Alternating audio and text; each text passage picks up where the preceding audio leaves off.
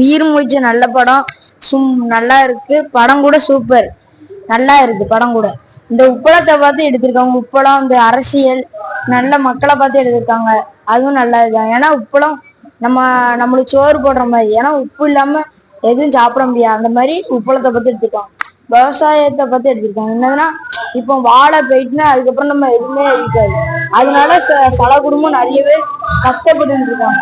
இந்த அரசியல்வாதி இந்த எல்லாமே வந்தாலும் அவங்க எதுவுமே ஒழிக்க மாட்டாங்க. பணத்தை வாங்கிட்டு அமைதியா இருப்பாங்க.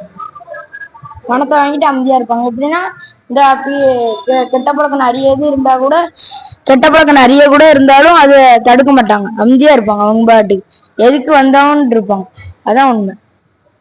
உயிர் மூச்சு படம் எல்லாரும் பார்த்து என்ஜாய் பண்ணுங்க. நல்லா குடும்பத்தோட நல்லா பாக்குற படமா இருக்கு. ஃபேமிலியோட பார்க்கலாம். படம் நல்லா இருக்கு, இன்ட்ரெஸ்டா இருக்கு.